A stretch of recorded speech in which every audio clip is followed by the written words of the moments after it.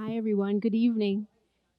My name is Ann Wolf, and on behalf of NYU, the History Department, and the Archives and Public History Master's Program, I'd like to welcome you to the King Juan Carlos Center for tonight's event, Places That Immerse, Reimagining Historic Sites, with authors Ken Torino and Max von Balgooy. Um, I've been asked to say a few words tonight by my program director, Ellen Noonan. And welcome you. Ellen's just returned from a trip to DC. Um, I actually wear a couple of different hats this evening. First off, I'm a graduate student in the Archives and Public History program. I'm doing the slow route, one course a semester. I am also interning at the Historic House Trust of New York and helping with the development department in their planning of a 30th anniversary lecture series. And this is the first in that series. Um, I also wear a third hat. I could add that in. I'm the administrator at NYU's Italian Studies Department. With that said, we are so excited for tonight's event. This is just the sort of content that students like myself need to be exposed to so we can make a smooth transition into the world of historic house museums, but also come to the table with innovative ideas which will help keep them relevant. So, to get things started, please join me in welcoming John Krawchuk, President of the Historic House Trust of New York.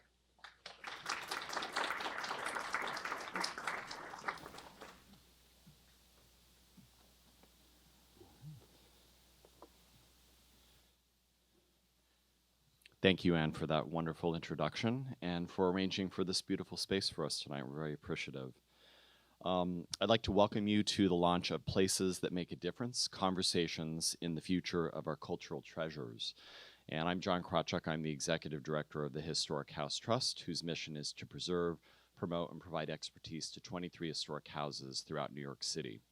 In honor of HHT's 30th anniversary, we're taking a moment to check in with all of you on the current state of our historic houses, and we thank you for coming here tonight to join us in this conversation.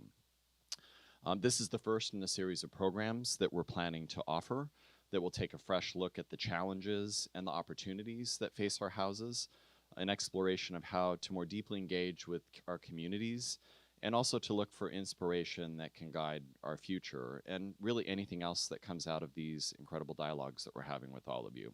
And we hope that you'll stay tuned for future installations in this series, which will explore how to successfully tell the full story of our houses and experimental methods of interpretation and storytelling. Before we begin, I'd like to give another thank you to NYU's Archives and Public History program. We're very grateful for you hosting us tonight. And also to our generous funders for this series, the Rockefeller Brothers Fund, which helped to fund this and future lectures that we're going to offer, and the Alice F. and Alice E. Adams Foundation. We're very excited tonight to have Max Balgooy and Kenneth Torino with us here to discuss their new book, Reimagining Historic House Museums, right here, New Approaches and Proven Solutions. We're very glad to have individuals present who really want to focus on the model of the historic house. And so we're very glad to have Max and Ken with us, and they teach and write and edit and plan workshops. So we're very glad to have them here, and we're going to be doing an extension of what we're doing today tomorrow for our house directors, and to have their knowledge in these various fields of history and museum studies. Together, they have advised on interpretive planning and business strategies, as well as community engagement on an impressive number of historic houses throughout the country. They are joined today by Lisa Ackerman tonight, who is currently the CEO of the Columbus Citizens Foundation. Lisa has worked also for the World Monuments Fund and the Samuel H. Kress Foundation. And she also serves as the current chair of the Historic House Trust, and so we'll be providing some local perspective to our houses tonight. The structure for this evening is that Max and Ken will be giving their presentation, not in a traditional style, but more conversational, a back and forth dialogue. And then Lisa will provide some perspective on our houses as part of that conversation. In closing, I think we're in for a very interesting evening. I hope you will join us in the atrium afterwards for a little glass of wine and more conversation about our historic houses and innovation. And that you'll also grab a copy of Ken and Max's book, which they are happy to sign for you tonight since they're down here with us from Boston. And with that, our presentation for the evening.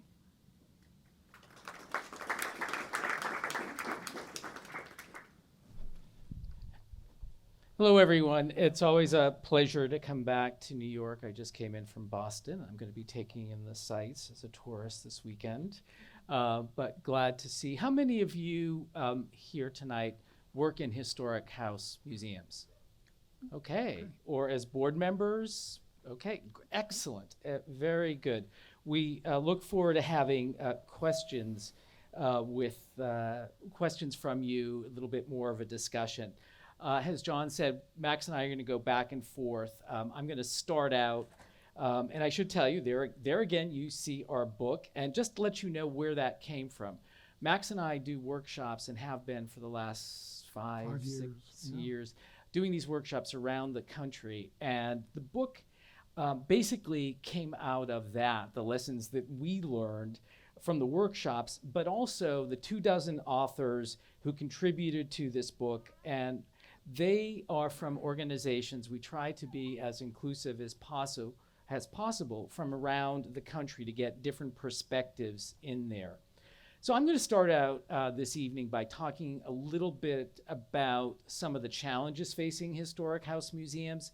And let's just face it, there are more historic house museums than any other kind of museum in any other kind of museum. There are also more historic house museums than there are Starbucks, and that there are McDonald's, if you want to know. And they are all across America. And the thing about it is, there are more historic houses than, as I said, than any other kind of museum, but there are more that are coming online all the time. And I'm just going to show you a few slides of the variety. Everyone here, I think, knows who Charlie Chaplin is. I have to ask. This was the house where he spent the last 25 years of his life that came online just a few years ago. And Prince's Paisley Park and his home and recording studio came online just a few years ago. Most of the places I'm going to be talking about I visited, but I haven't been there yet. Has anyone heard of Menokin? This is a really, okay, Lisa, I'm not surprised, really fascinating place to learn about. This was the home of Francis Lightfoot Lee, a signer of the Declaration of Independence, and his wife, Rebecca Taylor Lee of Mount Airy Plantation. As you can see, it's a ruin. It's also in the middle of nowhere, which is one of the challenges. But they also have 550 acres on the river. It takes about an hour to get there from Richmond when I visited. But this is the vision. So that a Boston firm, Machedo Silvetti, are going to put those missing bits back out of glass and use the landscape, which we're going to be talking about. If you go to the website, you can see a really fascinating video on this. So do check that out. This is a house I've had the pleasure of visiting in Hudson the last 2 Memorial Days for Design Hudson. This is actually owned by, it's a National Historic Landmark. It was built in 1812, but Andrew Jackson Davis redesigned it for Dr. Bronson. It's little known because it's actually been on the grounds of a prison until Historic Hudson got the building. But what's interesting, and that's what I want to talk about throughout tonight, is how some of these buildings are being used. This is not, as you can see, your traditional house museum. They're leaving it as a ruin as they continue to restore it. They're having exhibitions, and they also have concerts there. I've been working with my students on this house, the Kennedy Family Cape House, an iconic house, especially for those of us in New England and Massachusetts, which was basically John F. Kennedy's summer house, part of the compound. This is now owned by the Edward M. Kennedy Library, and they've been, for the last 8 years or so, trying to figure out what they're going to do with it. It's in a private neighborhood on a cul-de-sac. None of the neighbors are really interested in this becoming a museum. So my students at Tufts, I teach at Tufts University Museum Studies, have been working with the foundation the last 5 years or so to come out. Every summer we go and visit, and we come up with suggestions on how this could become a museum, or maybe it should be something else and not, again, a traditional house museum. But I've been showing you the houses of rich guys and gals.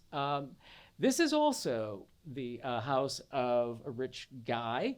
But what's interesting about this is more typical of a lot of historic houses in smaller communities across the nation. And that is that this mansion, which was owned by the wealthy industrialists in town, was going to be torn down, okay?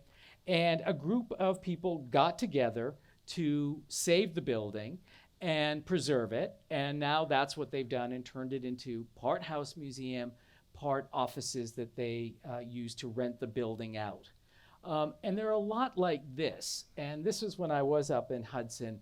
I've been driving by this for a number of years now in this property in terms of trying to figure out if it ever will become the future home of this historical society.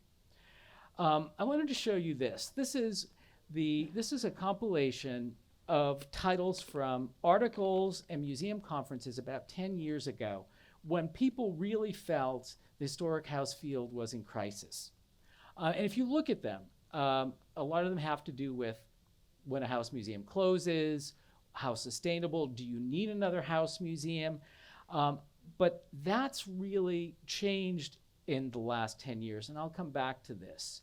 When Max and I do our workshop, we always ask people, what are the biggest challenges facing your historic house museum? And this is from a workshop we did in DC last June. And you'll see that you actually can read some of it, which is great. But we found that we're finding the same kinds of problems, and that includes financial instability. And let me give you a little mini case study. I found this in the New York Times a little over a year ago.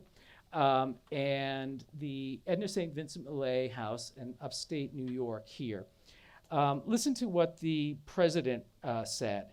And his name was Elizabeth Barnett. The cost of operating the site, even with a small staff and extremely tight budget, exceeds the money brought in each year from donations and visitor fees.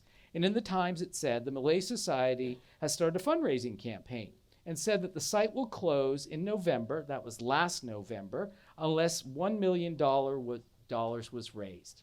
And guess what happened? Did they raise the money or didn't they raise the money? They closed.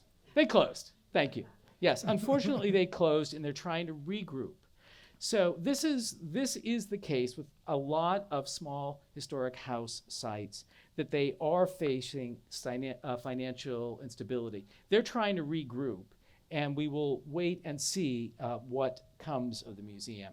The other thing, the challenges, is that the attendance at sites has been declining, and that has been going on since about 1982. And that is not good news for sites. And there are many reasons why that might be. But this report just came out, and it shows, you can see it's the National Endowment for the Arts Survey of Public Participation in the Arts, and the latest survey is 2017.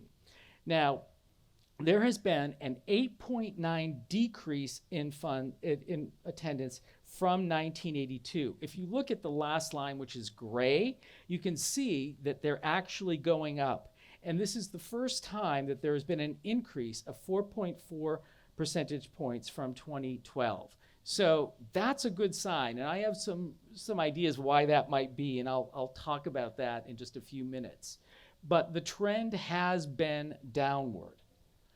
And one of the reasons, a lot of us are facing poor maintenance or stewardship on the sites and deferred maintenance on the sites. Historic sites are costly to maintain. And a lot of people don't like historic house museums for these reasons. This is from Linda. You can read them. I'm not going to. Linda Norris has a blog, which I really recommend, The Uncatalogued Museum. She's recently come on to Sites of Conscience here in New York City, so she's now working for them. But how many of you are familiar with Franklin von Gogh? And I figured this audience would be. So you know him, his and Deborah Ryan's book. And this is what they had to say about historic house museums and specifically tours.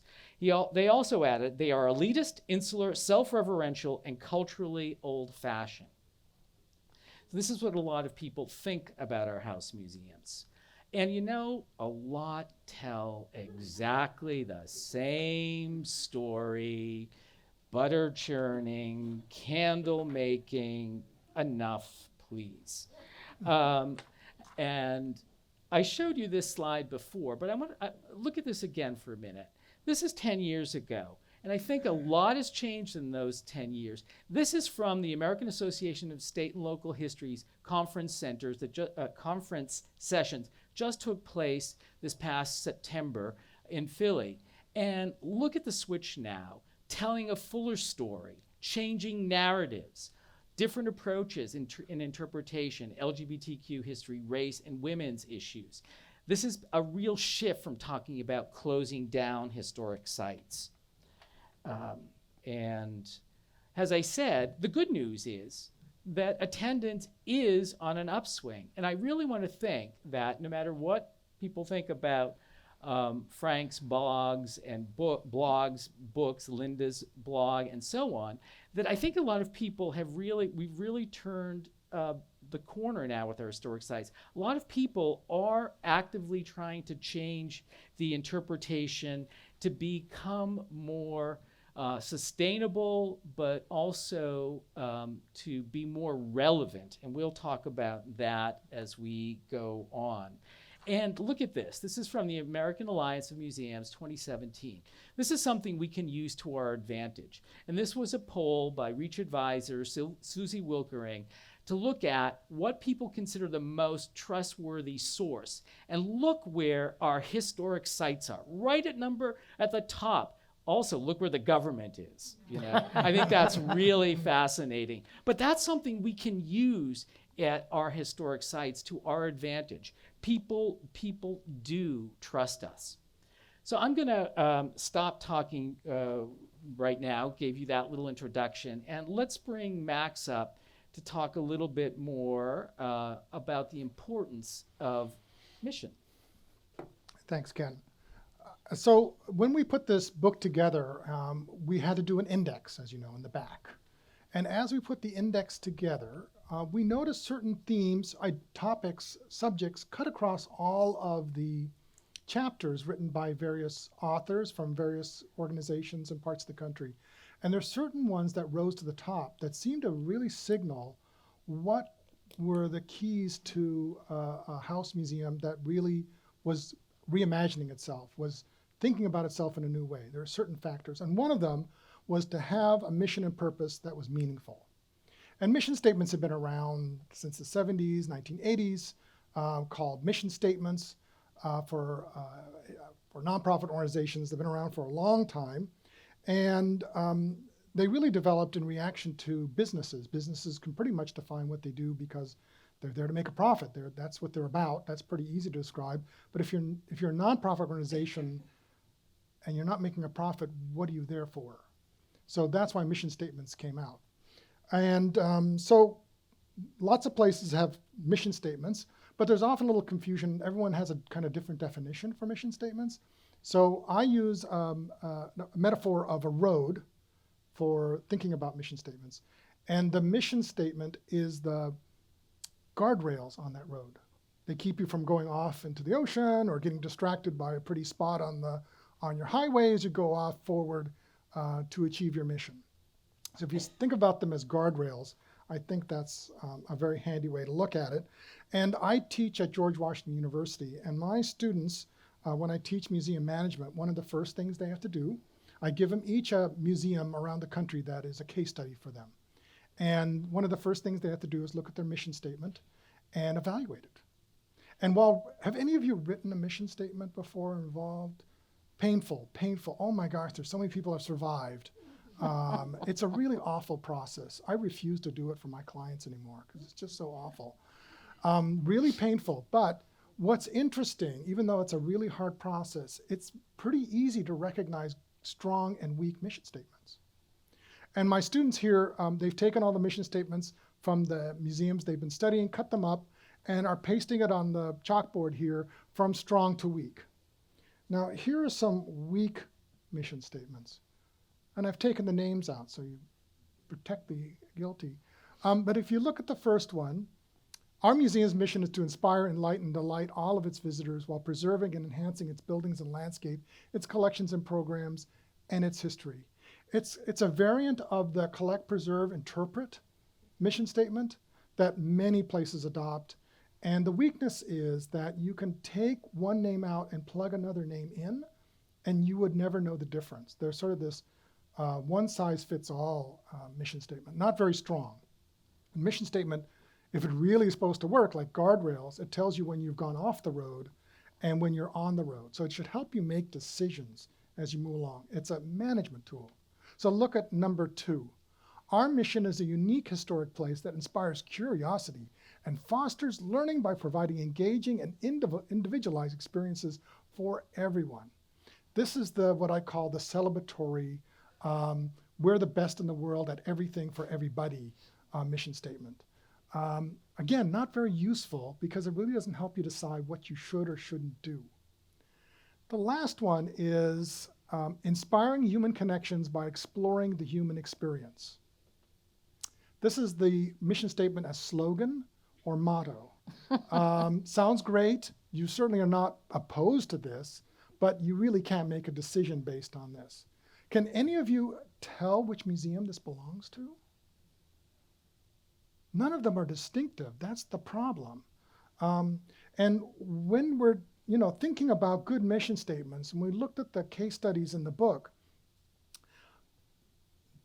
institutions have to look at 2 pieces. The first part is, what's the significance of the historic house? And here are some sort of statements of significance. George Washington slept here. President James Madison signed the Treaty of Ghent. Abraham Lincoln died here. Margaret Mitchell wrote Gone with the Wind here. These are all statements of significance for historic sites in America.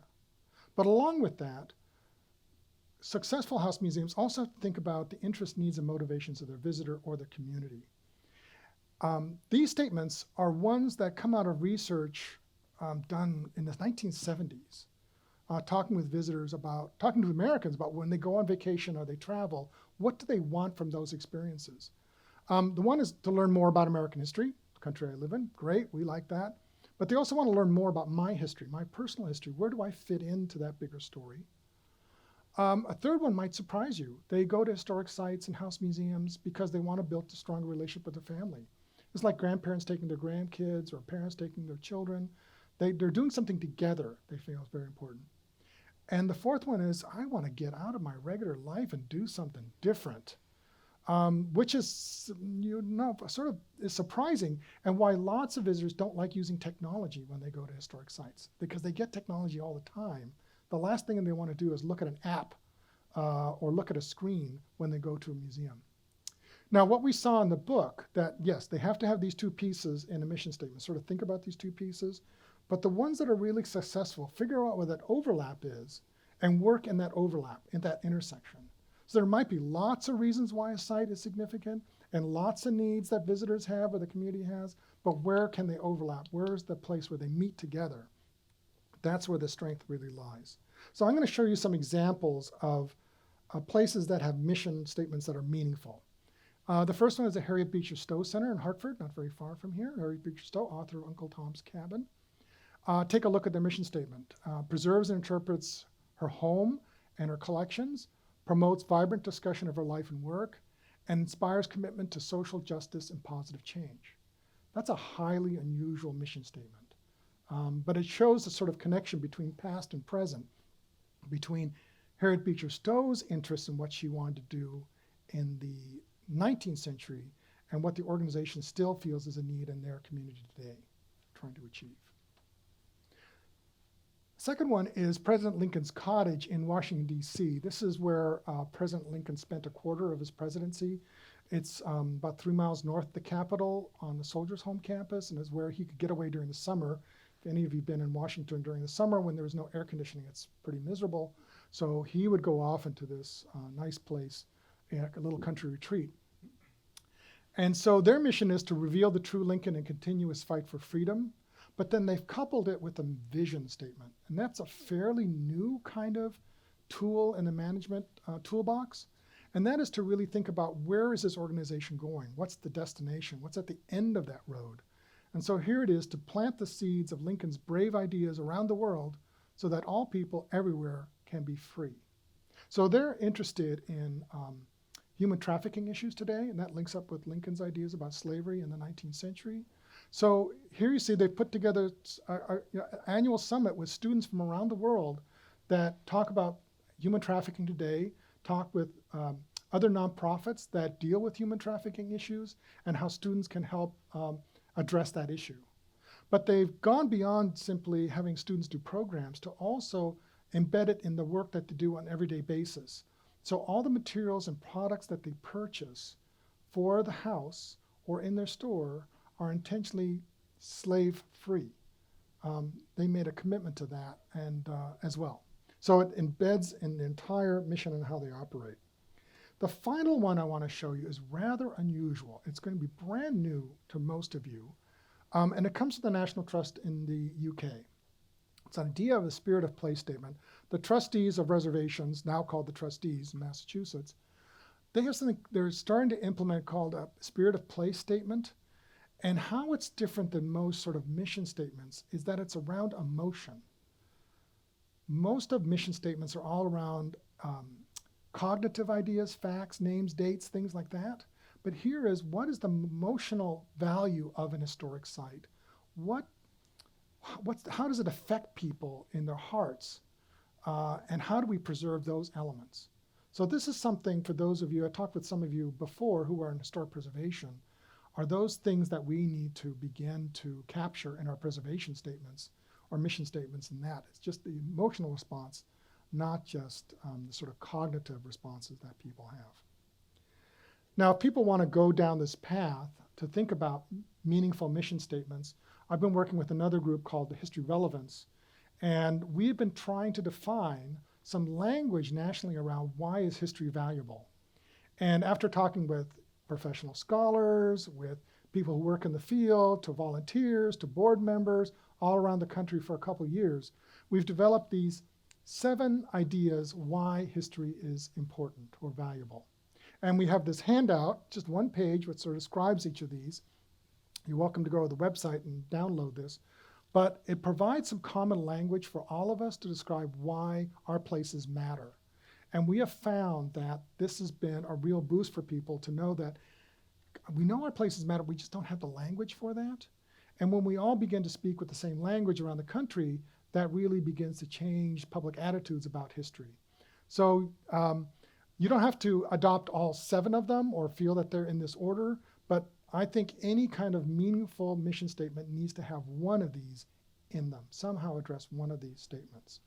Because ultimately, thinking about Mark Bloch, who was an historian from a previous generation, who said that, what really is important, anything that we do, he called history a science, is that it really is supposed to make us live better. So can our history museums, our historic sites, help our communities live better? I think that's what's really meaningful and relevant to successful historic sites today. So at this point, I want to see, Lisa, we've thrown a lot at you. I just want to see sort of how you react to these ideas about mission statements and purpose of these places. Well, it's going to be hard to collect my thoughts succinctly, but I will say that I worked for an organization once upon a time whose mission statement was that it existed for the betterment of mankind. Wow. And I kind of liked that because it gave me a lot of freedom when people told me I couldn't do something. I would go, well, really, it's not prohibited. But we had guidelines. So we had guidelines to supplement that wonderful mission statement. But I think the field has changed a lot, and I think historic house museums have struggled for a variety of reasons over the decades, and the reasons change, and maybe one day we'll get out of the cycle of struggle. But we had a briefing conversation the other day in preparation for tonight, and I was very excited that the workshop tomorrow is at Old Stone House at Gowanus. And as chair of Historic House Trust, I can't claim to have a favorite house, but I visited Old Stone House for the first time about 20 years ago. And when I was getting ready for that first visit, I could find two things out about the house at the time: the Battle of Brooklyn, and that the house had been dismantled and then rebuilt several decades later. And, no matter what I tried to do, that was the information that was available, a kind of locked in, stone, as it were, story. And then I've had the privilege of visiting the house over the years, and not just because of Historic House Trust, but also when I was a graduate student at Pratt, I became obsessed with the Gowanus Canal. And so I know an unusual amount about that. And I was telling them in our briefing conversation that, while there are many great venues where that workshop could be, that having it at Old Stone House for me was this great example of the transformation over the decades of the way historic houses have tried to be more relevant and in many ways understand that they can both be a beacon for history as well as a huge community asset. And while I think many of the historic house properties serve that purpose, I think Old Stone House in particular really demonstrates the responsiveness to the community. Obviously, it's because there's a fantastic executive director and an engaged board, but I also think over the years, they've not thought just about the house, but they've thought about the property as a whole. And so the garden has been activated. And, technically, these sit on park land in New York City. And so activating that sense that you can visit the landscape as well as the house, and that it's not an either or proposition. And it gives you a reason to keep going back because there's always something interesting happening.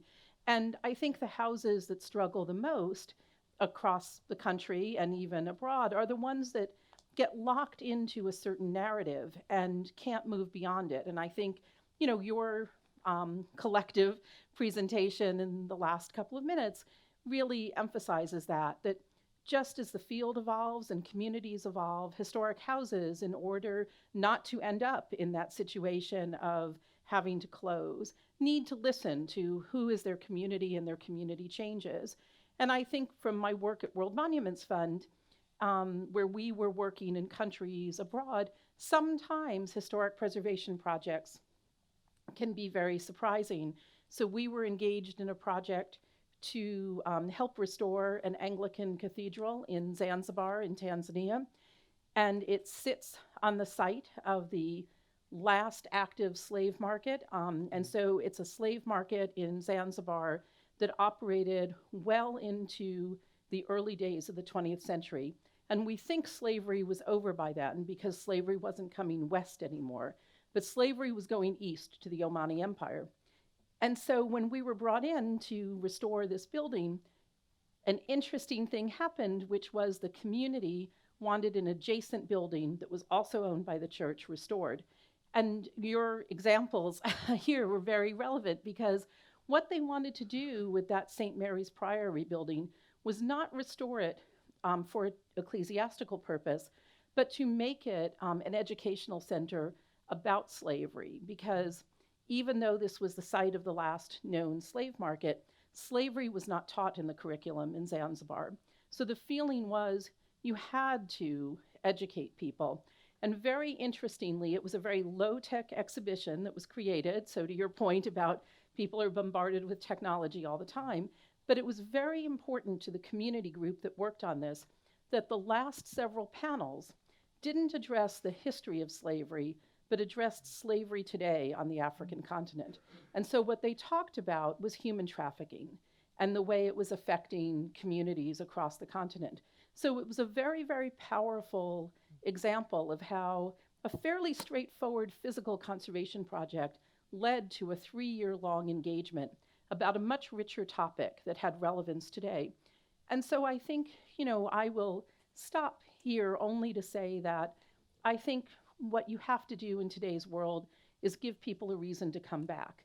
And often that means taking risks in ways that we're not always comfortable with. And so I think in my Historic House Trust life, what I can say is that, many of the houses in New York City, I think, have tried to take some chances and see what works. And you have to be willing sometimes to, not think only about the mission statement, but think about kind of your relationship to the community as well. Nice I'm segue. going to turn it back over to you. Okay.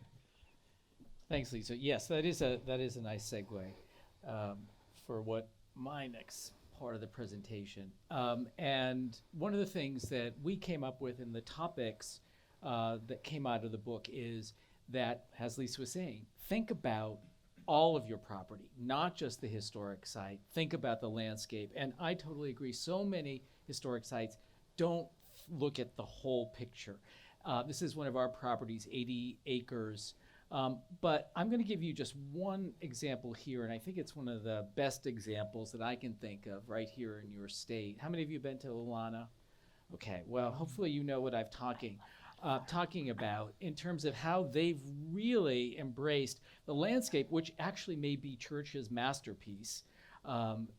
And they've done things with contemporary sculpture. They are now offering tours. There are also, I've seen horse and buggy tours going through. And this is interesting because they've been partnering with the organizations, and partnering is important. They partnered with the hospital. This has been so successful, the hospital has actually came on as a major donor now to the site. The fact is, this site, owned by the state, has a really amazing director in Sean Sawyer, who is president of the Olana Partnership. They also engage with the community and not just tourists. This is a local road race that they do. And if any of you haven't taken this walk, I suggest that you do. They've worked with the coal site across the river, and I've done the walk. This just opened up about a month or so. How long ago, Michael? 6 months ago? Oh, okay, 6 months ago, sorry. 6 months ago. So this is just an amazing site that really has taken advantage of the landscape, and I'll talk more about that. You need to know who your visitors are as part of this, who your community is, how they're going to get to your site, all important. Max talks about that in our workshop. But I want to just read you something about community engagement. This is from Dawn DePrince at the El Pueblo Museum, and she wrote a chapter in our book. And this is what she has to say about community engagement. And remember, every community is different. Community engagement seems like a fancy new word in museum work, but it really is based on the practices that your grandmother would have used to organize around an issue, an event, or a need in the community. Community engagement is human-to-human network building. It flourishes on face-to-face meetings, lots of hot coffee, and telephone calls. It is perfect for smaller museums because this does not require cutting-edge technology. Instead, it thrives on time, patience, and good listening. And I really love that quote. And that works for their community, her community in Colorado. And I know I've worked in small museums for a lot of small museums. Everyone is different. If your community is into Twitter and all, great, take advantage of it. Now, this was one of our historic sites at Historic New England, where I work, that has an incredible 220-acre landscape, but it was not engaging with its local community. It was not working. And how did we change that? And we did change that. And our attendance, I'm happy to say, is going up. With this site in Newberry, we engaged with the community in a number of ways by holding more public events for families, and that's what the community wants. We also, unusual, it was a farm. We weren't using it as a farm, so we brought farm animals in, and we partnered with the Society for the Prevention of Cruelty to Animals and found homes for all these animals that needed homes. This has become a huge community asset that people come from the community all the time, and we've built school programs around that. So that's how we've turned that site around. This is another one of our sites. We own the Sarah Orn-Jewett House. Anyone know who she is? Okay. Local author, regional author from Maine. And the house next door was its public library. We had owned it owned it, Historic New England. We deaccessioned it, became the library. They decided to move to better quarters, bigger quarters, came back on. We had first right of refusal. We bought it. But what were we going to do with it? So this is the Jewett House, just to give you an idea of what the house itself looks like, typical house museum. But with this new building, this is in that building, we asked the community, what do you want us to do in that building? And what they told us, we did one-on-one meetings with stakeholders, but we also did these larger community meetings. And while we were doing this, before we figured anything out, they said, oh, our local Christmas fair has lost its home. Can we come in and use your building? And we said, sure, come on in, use it, while we were still trying to figure it out. One of the things that they said, and this has been a real success for us, is that they want temporary changing exhibition for local artists. We said, fine. So now we're doing exhibitions, one major one every summer, and then we're doing one with the schools in the off season. Another quick case study is our house in Dorchester, Massachusetts, part of Boston. We were not good stewards. I talked about not keeping a house up. You can see that actually on the right. And there we invested money, fixed it up. The same family lived in this house for 350 years. We had about 13 visitors a year.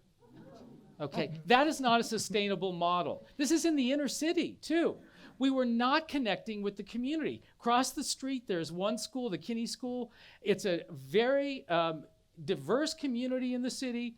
And there's several schools within walking distance. So we held public meetings and said, okay, what can we do to help you? And they said, we need in-school programs for our kids.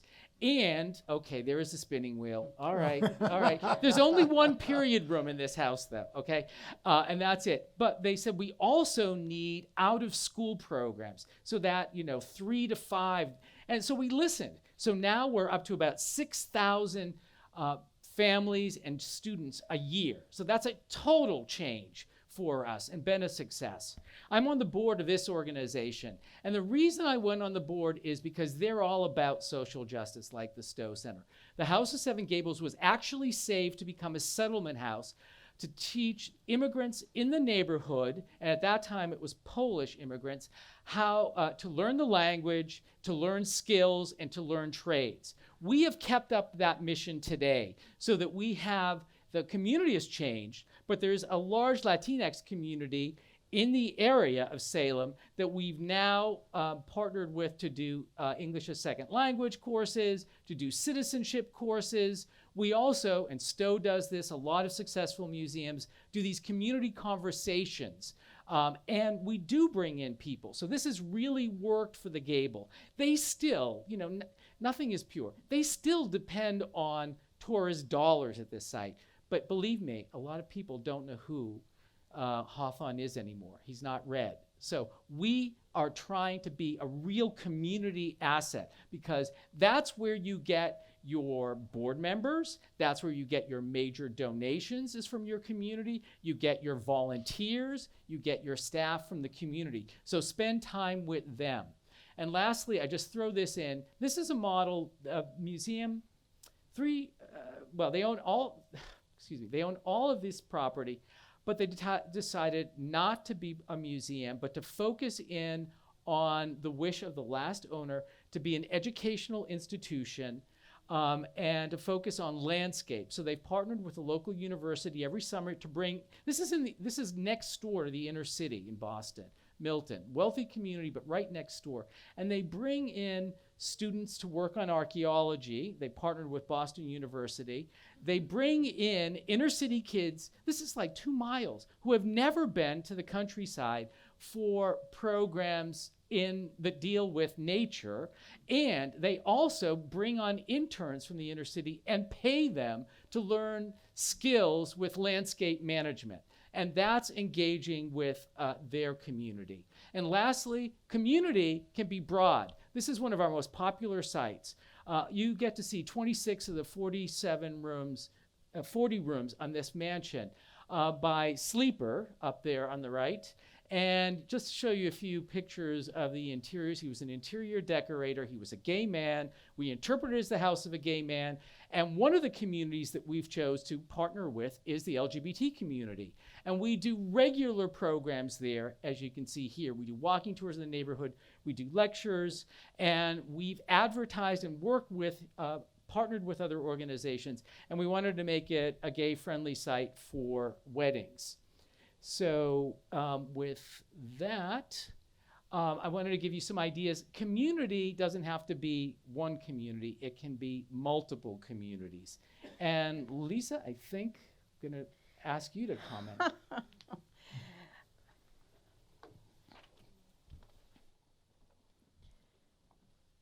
Well, I think just like community can be many communities, I think interpretation can be many interpretations. And I, am fearful to use another old stone house example with the executive director in the chair sitting right in front of me. But, one of the things that has lasted with me, and I, again, this must have been something that was 15 years ago probably, but there was an exhibition on the second floor one year that talked about the demographics of people who lived in the neighborhood in the 18th century and the 19th century and the 20th century. And, it made me think that, we don't think about how communities evolve. And it's always stuck with me that it was a, very limited exhibition. It had to do with a school program that ran at the time. But, it was a fact that lodged in my head. And I think that's one of the great successes of historic houses, is that sometimes it's that unexpected fact that can lodge in your head and spark a curiosity and make you want to keep coming back. And I've been privileged to have that experience in a lot of places. But, when I think about how do historic historic properties in general think holistically, it really is about kind of sparking a curiosity, leaving aside animals, because, animals, I'm sorry, the Queens County Farm Museum, is the best visited of the Historic House Trust properties because it has animals and a corn maze. So, and I wish every property could have something that was that engaging. But, the unfair advantage of animals that you can pet and apparently adopt is even better. But, I think when you think about the greater metro area, there's so many things that are clamoring for our attention. And I, was saying again in our briefing meeting that, again, one of the cycles that sometimes we get caught in is we judge success by the numbers. So we judge success by how many people are coming in the door. And that's not always a mark of success. Not every property can have 500,000 visitors a year. There's some properties where 10,000 is the maximum you could ever have in that space. And so I think moving people away from thinking success is only a number you can report, because it's really about engagement, and I think with many properties about return visitors. What you want is people to be so happy that they've been there that they can't wait to come back. And I think, my final thought on what it means to be a holistically engaged property is, again, kind of ferreting out those pieces of history that will spark a dialogue about what's happening today. So your examples with the LGBT community, that's a topic that means a lot to people today. And so if you can look at a historic property and make that connection, and whether it's about immigration or, other social justice issues, it's a way to keep bringing people back. And again, a lot of times it's not how many people come in the door, it's really how many people want to come back. And I think that's really the most important message we can take away. Great. Thank you, Lisa. So we mentioned two ideas. The first one, key to success that we saw in the book, is having a mission statement that's meaningful. The second one is that the site thinks holistically. And then the third one is that they have a board and staff that's willing to support risk and experimentation. And when I think of house museums, I'm often reminded by a saying from Betty Davis, that historic sites ain't no place for sissies, or something like that. This historic sites are among, as Ken mentioned earlier, they're the most common type of museum in the United States, but they're also one of the most complex. I mean, if you think about it compared to other museums, like an art museum or a science museum, historic sites take their most important object and put it outside in the weather, and then allow people to walk on it. I mean, who else does that with their most important objects? So when we go down this path of thinking about how do we really reimagine historic sites or rethink them, one of them really requires you to take a risk and take some experiments. And I often hear people saying, we need to innovate, we need to do something new, we want to be creative. But what I often see happening is kind of a awkward, superficial, let's just try something new that doesn't quite work. So I want to have Ken come back and just talk about some programs he's seen where innovation really takes place and makes a difference. And then I'm going to come back and talk about some tools for making that happen. Thanks, Max. And I'm going to go through this next section fairly quickly. Here's where I give you some, hopefully some good ideas. And Max talked about the mission of the Stowe Center. So this was then.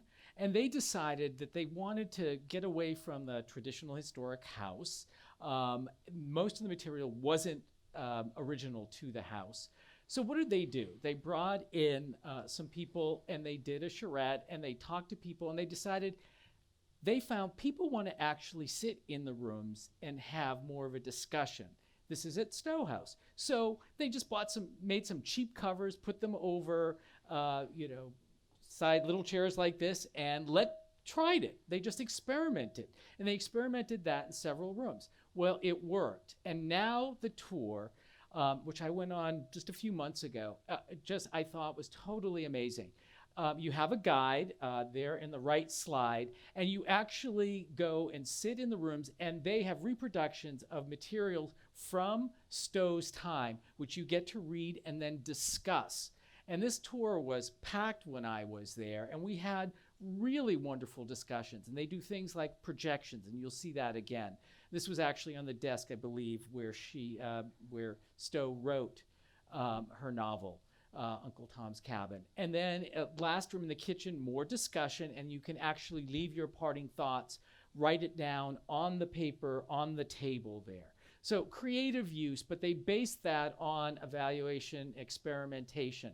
Lincoln's Cottage, where Lincoln spent a quarter of his presidency, Max mentioned that. You saw its mission statement. They wanted to do something transformative. That's the name of their chapter in our book. And here, look what are people doing? What? They're sitting on the furniture. They're actually sitting on furniture. It's all period, not original. And the guide has something like I do, a clicker. When she goes to the room, she can actually make projections, make sound happen. So you're experiencing this house in a very different way. Projections on the floor, things, phrases on the wall. That guy gave one of the best tours when we were there for a meeting. And they also have a visitor center where they, again, they make this relevant by having exhibitions. Slavery, as we heard, is not dead. When I was in Santa Fe last week, they were talking at the airport about human trafficking and for you to watch for this. This is still going on. So it's very relevant to our time. They've actually brought in students from around the country and the world and had students, as you see, workshops about opposing slavery. The only surviving house that Benjamin Franklin ever lived in, and not for 5 minutes, for 14 years, is in London, okay? And it has problems. All of our houses do. They can never have more than 40 people in that house at any one time. And do not try going there the 4th of July without a reservation like I did, because I couldn't get in. But they hire a costumed interpreter, an actor, to take you through the house. And no original furnishing. It's all just painted white. Projections of Franklin on the walls. This is based on the daughter of the owner of the house, who actually eventually followed, and her descendants still live in Philadelphia. She followed Franklin home with her husband. And it was just one of the most moving things. I was actually crying in that. The floor on the top, they recreate experiments that Franklin did when he was in London. And they do school programs, and also the people can visit it. Many people consider this the most exciting historic house in the world. Okay? It's not without its controversy. Real fires going. That's real punch in there. That is the cat got cut out. They have a cat that lives in the house here in the room, so he'll just come up and brush against you. It's fanciful. This was actually created by an American expat, Dennis Sievers, in Spitalfields, London. And he rescued this house, and he turned it into a story of the silk weavers, French Huguenots, who had come over. It's fictional. And when he died, it was offered to the National Trust in England. They did not accept it, but everyone has been copying what they do. How many historic houses do you go to where the bed is unmade, right? There you go. Smells. They have in the kitchen, food is actually cooking. Smell is a powerful sense. We don't use that in our historic houses. Here they do. So many historic sites have learned from this, like this, a National Trust house which focuses on its sense of place. You go in, you meet the cast of characters. This is not a guided tour, self-guided. You go in, that's all real food. Smell when you're going through the house. That is all real bread. You know, those senses are important. They talk about not just the wealthy, but the staff that work there. Again, smell, talking about the staff. Look at how they're presenting information on the dough. The pie crust here, talking about the servants and a tea towel here. So they're presenting information in a different way. They have different interactive stations throughout the house. They even have a timeout room where you can just sit down, pick up books, relax, and look and discover on your own at your own time. Also, they talk about the cast of characters. Tommy was the eldest son and heir. And it took me a minute to see what's going on. I'm standing in this room, and I'm looking at the picture on the wall, and then it changes. They were doing projections. He was, a socialite, but then he went and went into service. And it talks about the children. Some of the labels are down low, so kids can actually read them and relate to them. And they look for evaluation. They ask you for your thoughts. Unfortunately, all the stickies had fallen off and were in a pile on the floor, but you get the idea. And also, the Trust does this with several properties. They invite you to play the piano. Music in historic houses. We're experimenting that with some of ours. But it makes these houses come alive.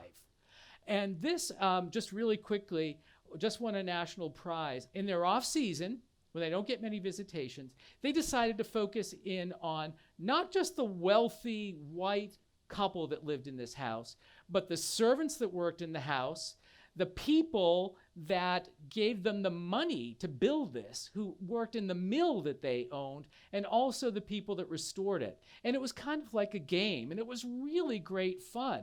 I did it with some non-museum people, and they were really engaged. So you go through the house, and really low-key cassette, and this is just a couple years ago, and you get to listen to some oral histories of people who worked in the factory, and then it goes through, and finally you go into the room where you can pick up all this stuff. This is not restoring the room. This is a stage set. They've done this for this basically performance. They worked with the theatrical group, and to show and talk about the people that restored this house. So again, all focused on work, the servants who worked there and the people who worked in the mills to get them the money. And then afterwards, you had a facilitated discussion. And it was great. It really was. Some of the people on the tour, their ancestors had worked in those factories and really wanted to talk about it. So sometimes things don't work. This is a historic site in Vermont that will remain nameless, but you might guess what community, Lisa. And they were doing contemporary exhibitions, and they decided that they would put them in the historic house just to spread it out. Okay, great. Except they never took them away. So then they did an exhibition about bicycles. So then they throw a bicycle in there. And they just kept piling these on. Experimenting is good. It's not always going to work. And with that, Max will come back and talk. So innovation and experimentation is a good thing, but there are some caveats. I'm a consultant as well for historic sites, and people often hire consultants because they want to do something different, something new, which is all very exciting. But what I often hear when I talk to my clients, they say, we want to do something really new, something that no one has ever done before.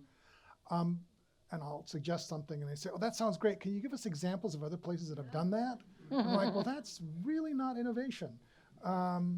So you can hear in that people want to innovate, but they're scared to do it. They're afraid of failing. They're afraid of the risk that they might get into. Because what they're facing right now is being pulled into lots of different directions, or they're just throwing things at a wall and hoping something hits the target, or they're walking in a door and they don't know what's behind it.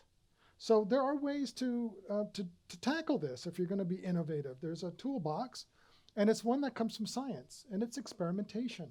It's having a hypothesis about what you want to see happen, and like a good scientist, you conduct small experiments. You don't test the entire population for your cure for TB or something like that. You try a small population and you see what happens. And then depending on that success or failure, that sampling, that evaluation, you change the next trial, the next experiment. Often people say we don't have time for evaluation, it's too expensive, it just takes too much time.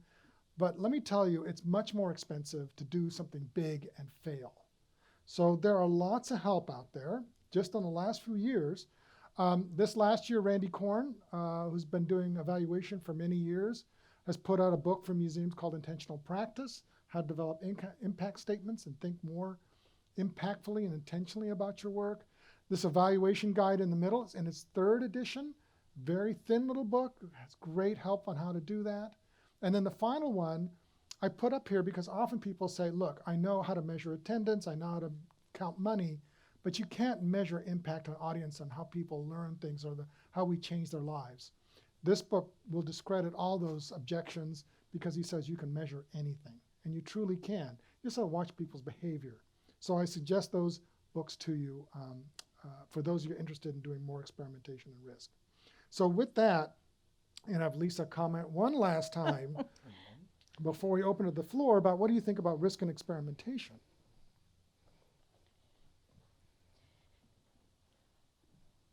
I think to get us to the Q&A faster, I'm not going to comment on risk and experimentation. I'm going to let you field questions from the audience, and I'm just going to make, a couple of final comments from me. One is preservation is very much in the DNA of us as humans.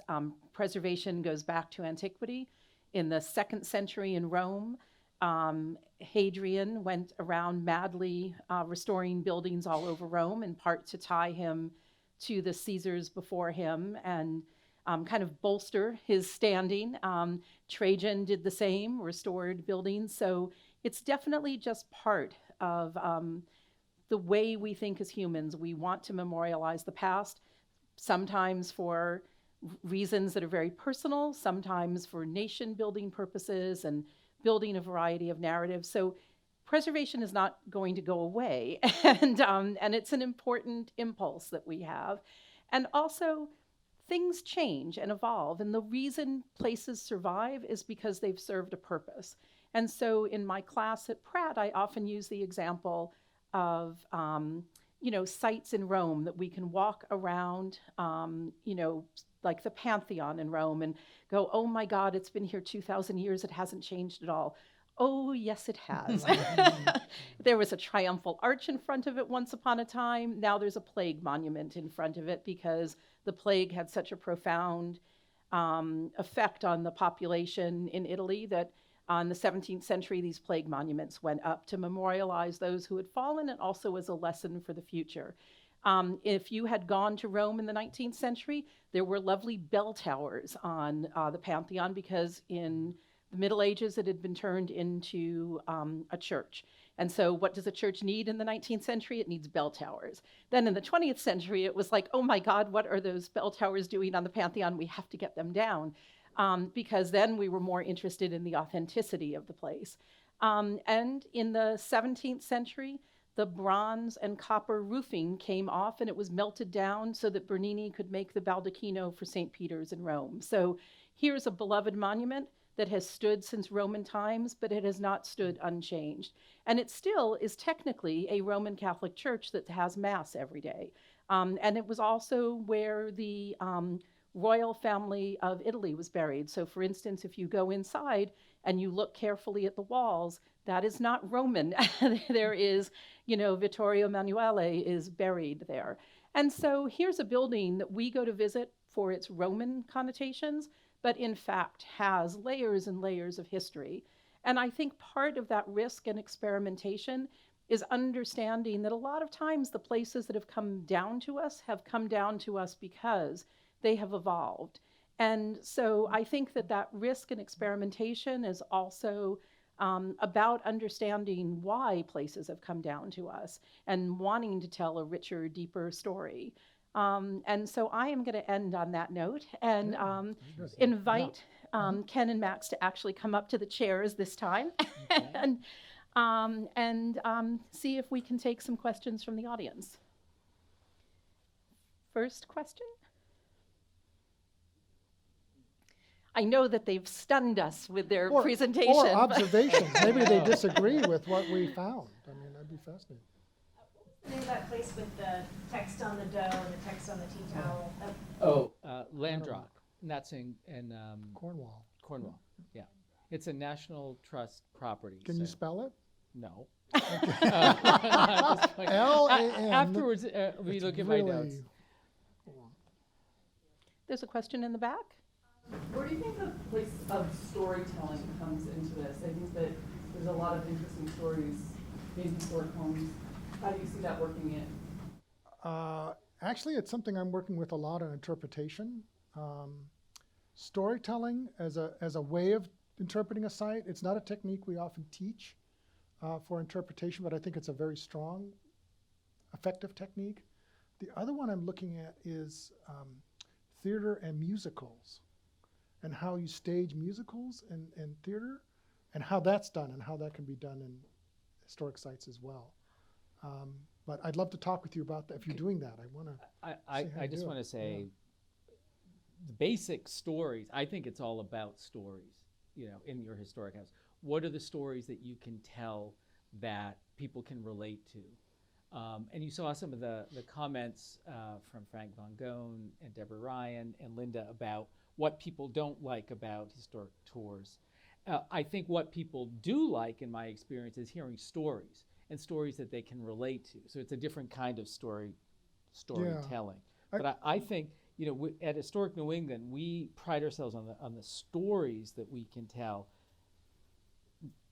So. I'm sorry, you had your hand up, and then in the yellow jacket next. In the place where there's a piano that you can play, or the one where there are reading materials that you can stop and look at. Yeah. What are the techniques for encouraging people to do that? What are the logistics of how a person comes into that space and decides that they're going to sit down and play the piano, and what are other people doing at that time? So in our newest property at Historic New England, repeat the question, is what are the logistics about the historic sites that have a place that you can go in and sit down, pick up books off the shelf and read, or use a piano? And I can tell you that at our newest site in Historic New England's Eustis Estate, we created a library. I mean, it was a library, but we put books on the shelves. There weren't any. And we encourage people. It's a self-guided tour. And we tell people, you can go and sit on all the furniture throughout the house. When you're in the library, pick off the books off the shelf, sit down, relax and do it. Same at Landrock in Cornwall. They do the same thing. They tell you, but there are also signage. And the same with the piano. It was that simple.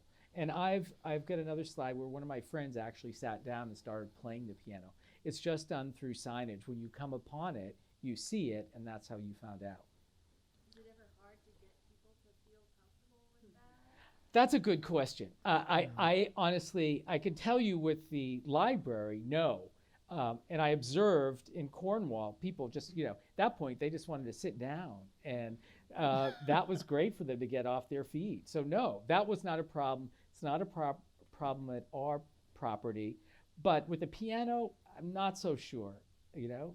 I'm But, really but you're not. making good observation. I mean, there is, when people go to house museums or museums in general, there is sort of a museum etiquette or cultural behaviors that you're supposed to follow. And when you don't follow them, everyone sort of looks at them like, mm. So I remember at Historic Deerfield, they had placed their touch-it room at the end of the tour. So, but all the other 22 rooms that they walked through, they kept telling people, don't touch, stay behind the stanchions, don't touch, don't. When they got to the touch-it room, no one walked, they just stood there, you know, because they've been Yeah. trained. You're not supposed to behave that way. Or if people aren't, they're not regular museum goers, so they might not even know about the etiquette. They just, it's a new experience, aren't sure what to do. You're right. So How are you supposed to behave in a a museum? sign that says, you know, Yeah, I think we have to tell people and let them know. It really is okay to sit on the furniture. It's okay. Yeah. Do you want to stand up so that everybody in the back can hear your question? Nope. Great, thank you. So my question has to do with audio tours and, well, guided tours, and whether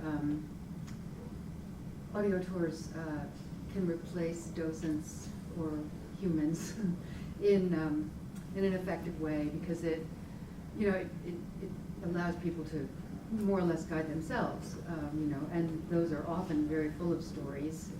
So I just was curious to know, you didn't really talk about that as a method for. So the question is about audio tours in their place and how they relate to other kinds of tours. Do you want me to go? Do you want to say anything? Can I actually jump Yeah, in with please, two please. examples from abroad? So a couple of years ago at the Victoria and Albert Museum, they started experimenting with audio guides that worked by how close you got to certain objects. And it was a fantastic experience. And I very reluctantly, because a friend who worked at the museum insisted that I take the audio guide, and I said to her, I hate audio guides. Do I really have to do this? And she said, yes. And at first, I didn't quite understand how it worked, because I got close to an object and suddenly this thing was in my ear. But then when I realized that you completely controlled how much information you got, because if you just didn't want to know anything and you wanted to look, you just didn't stand so close.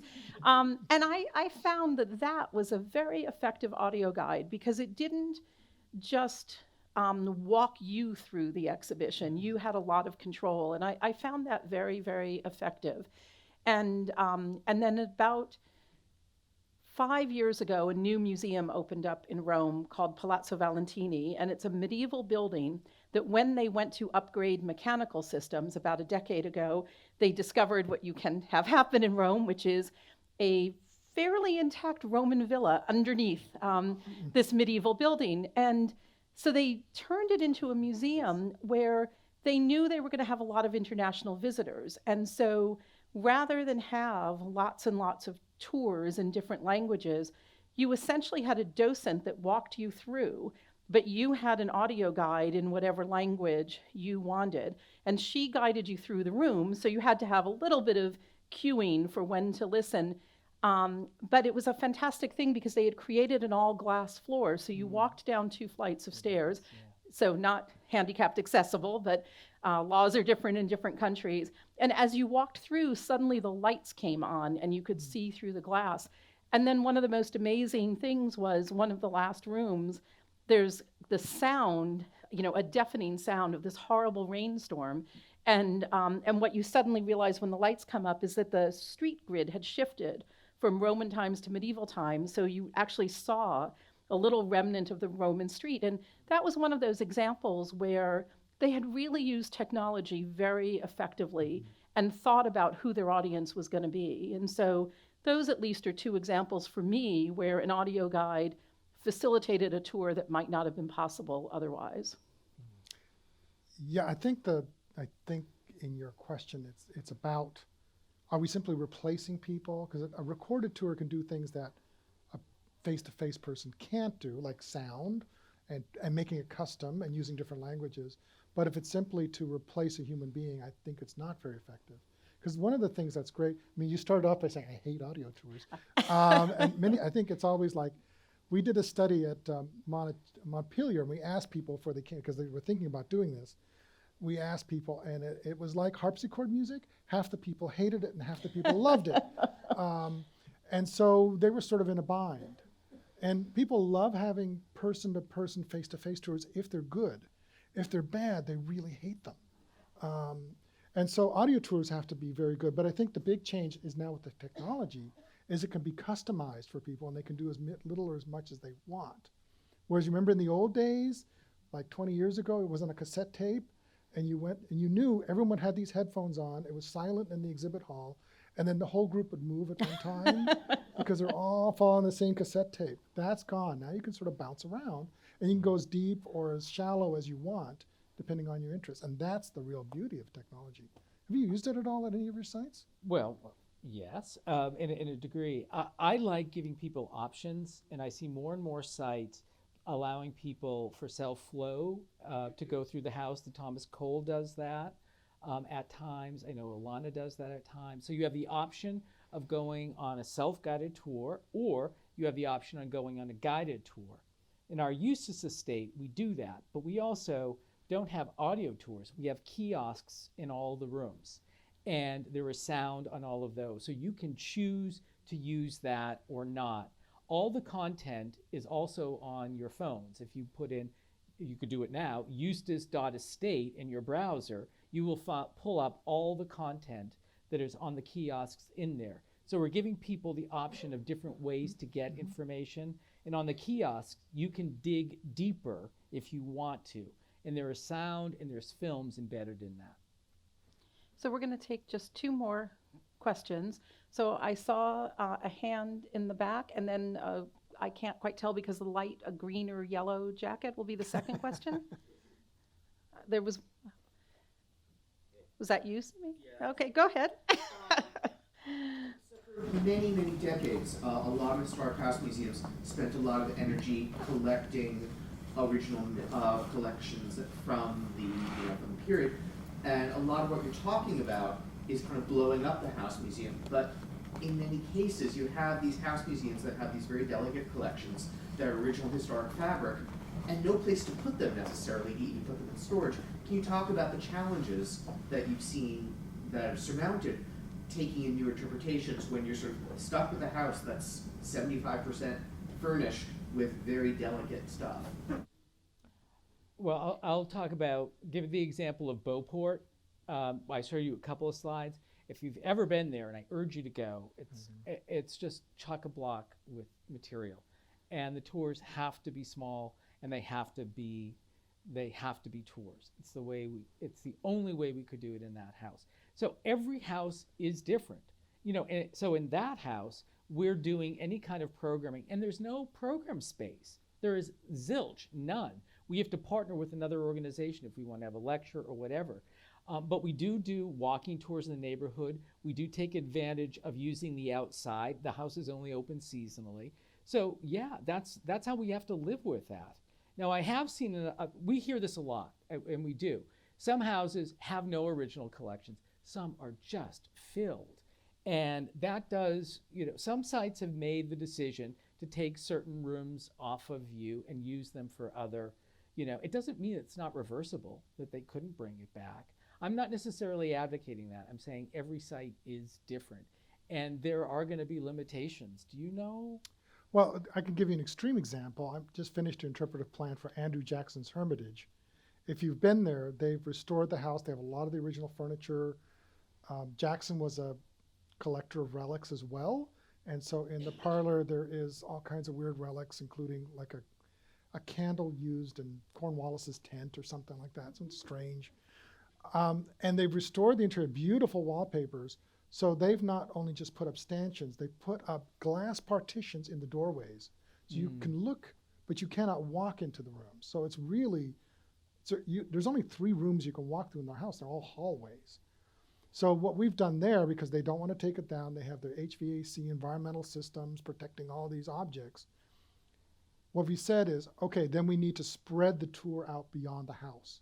It's going to start well before the house, you see the house, and it continues on well after the house. So people get a much more holistic experience as well.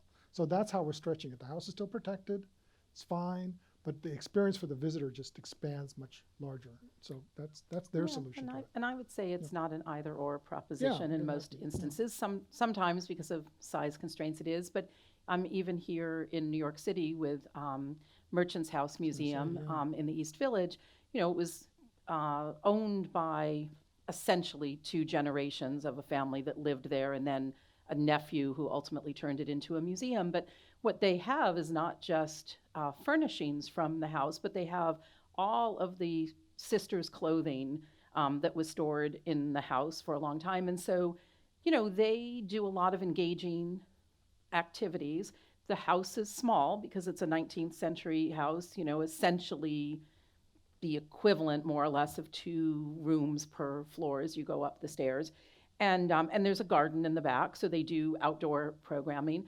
And they, this time of year, they talk a lot about funerals, and they do a lot of things to bring people in, you know, for Halloween, et cetera. And you know, they as you say, you work with what you have. So they have a house that a big reason to go there is to see the clothing that the family members wore and to kind of the astonishment that all of this got saved. And so every house has a slightly different message and an experience. So I promised one last question to the person in the, I can't see because of the light, I think it's greenish yellow, but you know, if I'm wrong. The idea of accessibility only just came up a few minutes ago. And I was wondering if anyone could speak to the challenges associated with situations in which conventional approaches to providing access are perceived to be either impractical or impossible. Are you talking about physical access or intellectual access? Yeah, and how to make sites available, make it possible for people to visit sites who are physically impaired. Or So at the sites I worked at, if it wasn't easily done, I mean, if you can't just change the threshold in the door or walkways and steps, we would provide alternative ways of understanding spaces. It's not the same, but a book or a video or something like that, because it wasn't possible to put an elevator to the 2nd floor, for example. At Lincoln's Cottage, they put one in, but they used something called a LULA, limited use, limited access. It's not as big as an elevator, and they're able to fit it in and allow people access 2nd floor. So there's some new solutions that are not as awkward looking anymore. They're even portable sort of ramps and little lifts that can help. I don't know what you're using it. Yeah, we made the commitment with the newest house that we brought online to do that. So we did put in an elevator, you know, and this was not easy for some of our preservation people who actually used to work for the Historic House Trust and here in the city. And, you know, so there's a lot of talk in our field about that. That is, I think, one of our next big challenges to do that. We're working on taking one of our buildings that's not well visited, and we're going to make some hard decisions about that, but we are going to make it accessible. So there are compromises, and I think there's no easy solution. But we've made that commitment with the 2 newest buildings that we're working on, and it wasn't without controversy. Well, I think with that, I am going to thank NYU for joining with us this evening and allowing us to use this fantastic space, and thank all my colleagues at Historic House Trust for, you know, working on this initiative and organizing the events that have brought both of you here, and to thank Max and Ken for such an engaging conversation that I would say is just step 1 in our thinking about, you know, how to keep improving the Historic House Trust properties. And I hope that we'll have you back on some future date. Yeah, well, great. Thank you all for having me. Thank you.